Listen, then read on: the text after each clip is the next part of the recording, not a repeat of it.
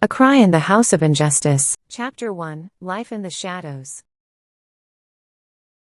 In a big, noisy city, lived Ahmed, a harsh father with 3 children, Yusuf, Layla, and Omar.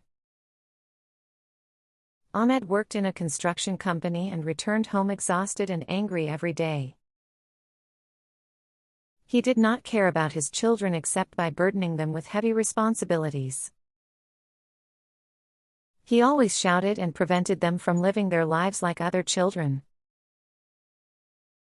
His wife, Nada, had passed away years ago, which made life even harsher for the children. Chapter 2, School, a Place of Pain. Every morning, the children went to school, but their life there was no better. They would come late because of the household chores their father forced them to do. Their classmates would make fun of them because of their worn-out clothes, while the teachers would blame them for not studying.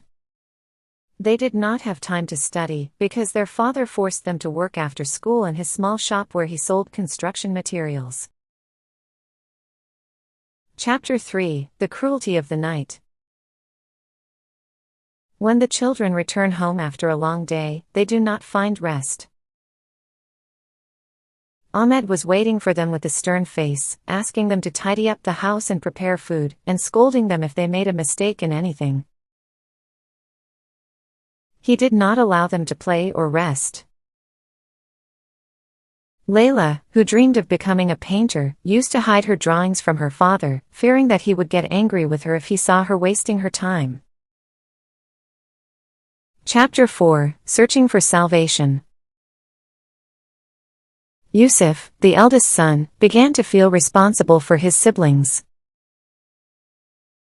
He was 16 years old, and was thinking of leaving school and working to help them escape their father's injustice. But he knew that this might cause them bigger problems, especially since Ahmed was strict in controlling every detail of their lives.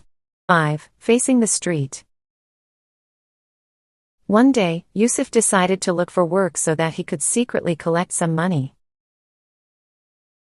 He wandered the streets of the big city, looking for an opportunity, and found a small job in a car repair shop.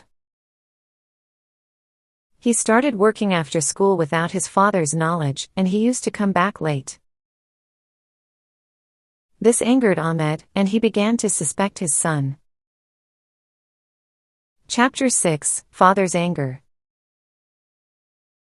One day, Ahmed came home to find Yusuf late again. He became very angry and beat him violently in front of his brothers. This day was a turning point in the children's lives, as they realized that things would not improve as long as their father controlled their lives in this way. Chapter 7, The Dark Evening. After this incident, the brothers gathered in their room at night.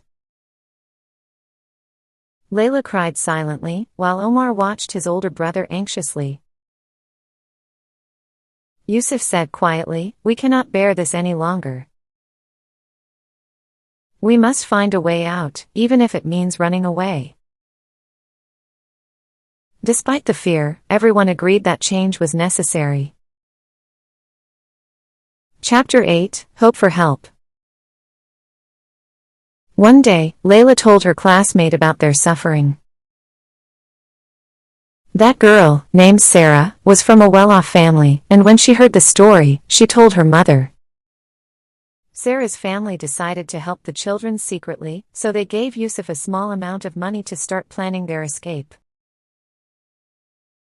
Chapter 9, Escape.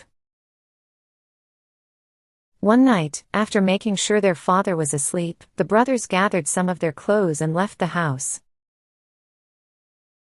They had no specific destination, but they knew that staying home was no longer possible.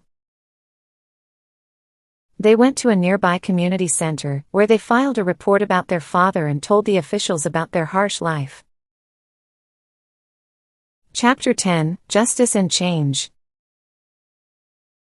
The case was transferred to the court, where investigations began.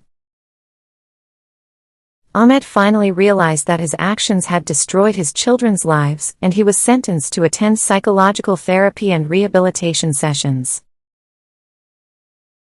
The children were placed in the care of a relative so that they could live in a safe environment. They gradually began to return to their normal lives, and finally lived a life full of love and hope.